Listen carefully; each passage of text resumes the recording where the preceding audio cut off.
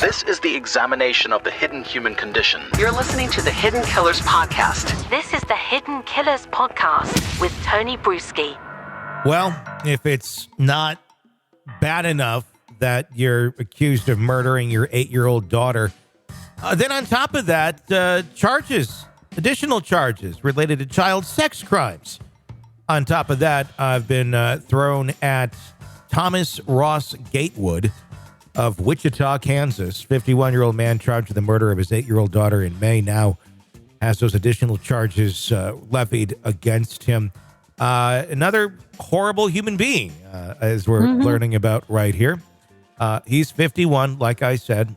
Gatewood appeared in Sedgwick County District Court on Tuesday, where prosecutors charged him with multiple child sex crimes allegedly committed in 2018, according to the court records. The specific details of the case have not been publicly disclosed by attorneys or law enforcement officials. However, court records reveal that Gatewood has been charged with 1 count of rape of a child under 14, 2 counts of aggravated criminal sodomy of a child under 14, and aggravated indecent liberties with a child. Each of these child sex crimes carries a presumptive sentence of life in prison. It's worth noting that a first-degree murder conviction in Kansas also carries a life prison sentence. Gatewood had previously been charged on June 27th with first-degree felony murder in relation to the death of his daughter, Janetta Gatewood. The incident occurred on May 8th at their residence on the 600 block of North Oliver. In addition to the murder charge, Gatewood faced other crimes such as child abuse, aggravated kidnapping, aggravated endangering of a child, and aggravated intimidation of a witness or a victim. Some charges against Gatewood alleged that he tortured or cruelly beat his daughter, leading to her death. Initially, the police were informed that the girl's death occurred as a result of a fall. However, specific details about the girl's ordeal have not been publicly discussed by the Wichita Police Department or the court, as they're likely contained in Gatewood's arrest affidavit. Sedgwick County District Attorney's Office asserts that Janetta was killed while being abused or as a result of child abuse. A neighbor who requested anonymity stated that Gatewood had informed them that his daughters had been arguing and that the older daughter hit the younger one with a book, causing her to strike her head on a metal desk. The neighbor mentioned having lived next to Gatewood for years but had only seen him regularly. The neighbor also recalled having seen one of Gatewood's daughter on one occasion. In the previous incident from 2006, while living in Minnesota, the Minneapolis detective investigating Gatewood and his wife following the death of a child from meningitis. The investigation revealed that the child had bruises, skull fractures, and rib injuries. The child had not been taken to the hospital. The detective requested that the Hennepin County attorney to charge Gatewood and his wife with medical neglect. However, no charges were filed.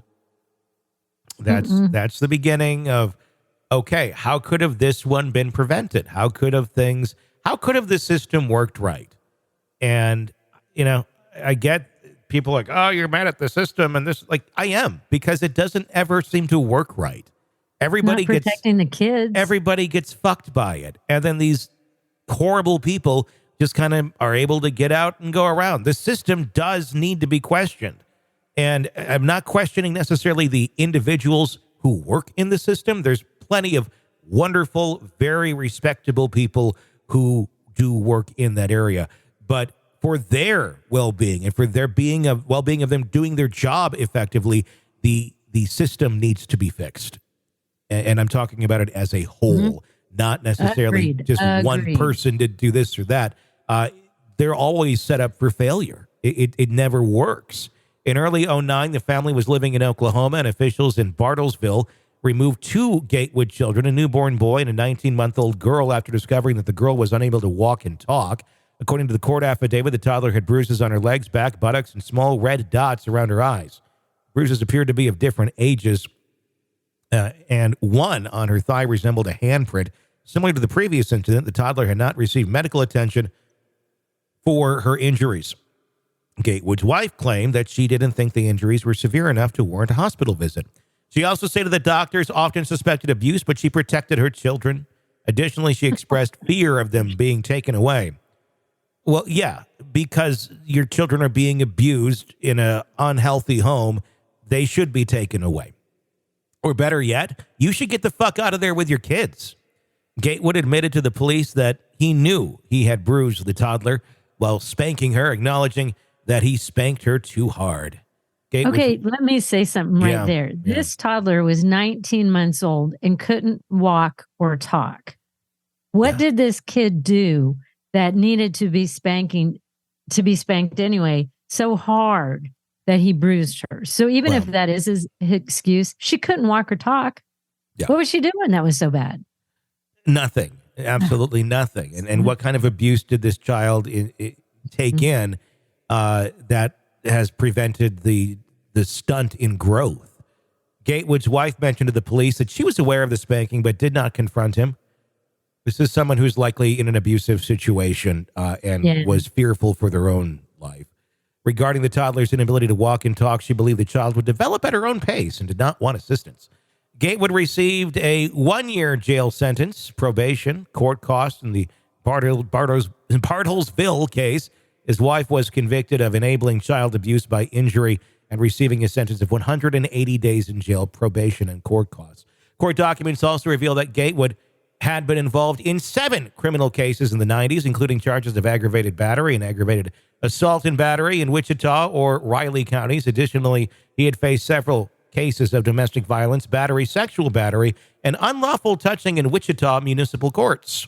While most of these cases were dismissed, Gatewood was found guilty of 2 incidents of domestic violence and battery, and everyone still said, yeah, you go ahead, keep that kid. And he still gets out, and he keeps his kids. What's going to possibly go wrong here? And apparently he had more because the Bartlesville, Oklahoma, I don't know if those kids ended up going back to the home, but the child who died, I believe, is 8. Yeah. So they went on to have more kids. Yeah. I mean, people like this can't seem to stop fucking people either.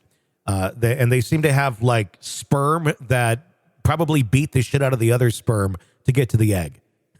It's my guess. Just when you look back at this story and you see all of the other things, and this guy has, I mean, looking at his past behaviors, how do you not see this coming? Well, he's been a horrible person. What is it here? Because it's very easy for us to sit here and scream and go, why didn't they stop him?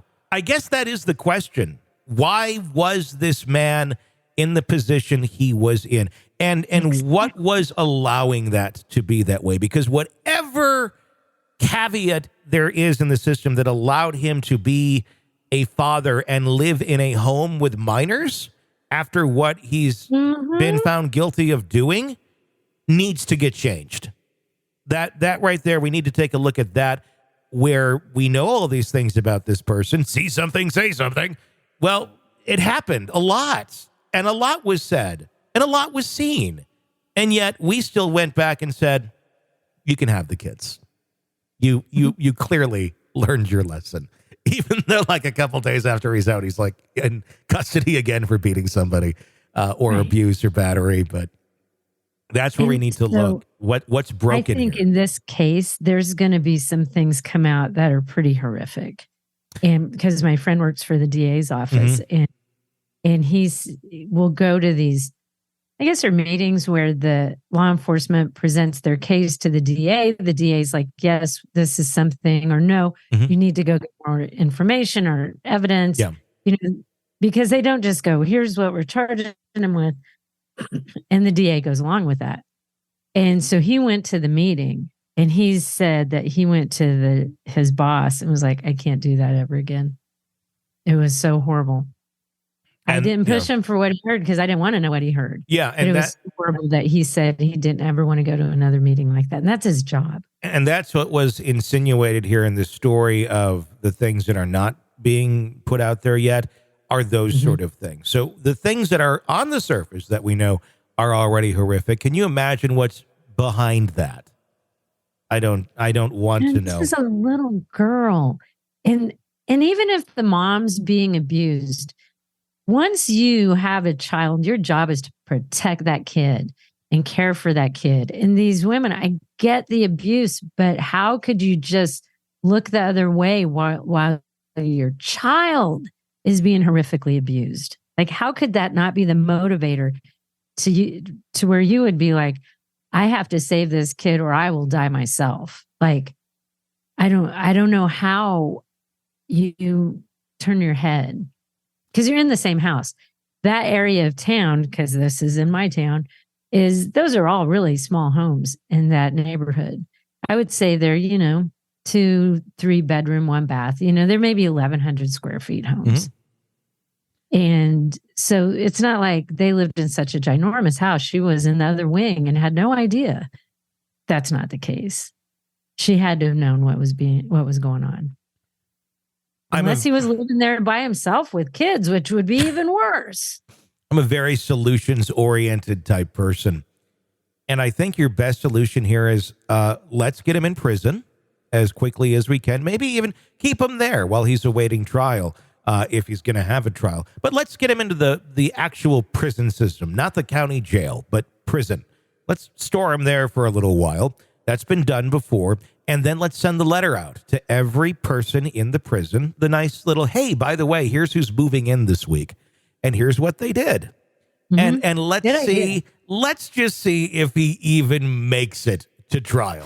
You're consuming the Hidden Killers podcast. Want more? Start binging on all of our true crime podcasts right now through Apple Podcasts and get an ad-free experience when you sign up to be a True Crime Today Premium Plus member exclusively on Apple Podcasts. More of the Hidden Killers podcast dropping soon. Press subscribe now.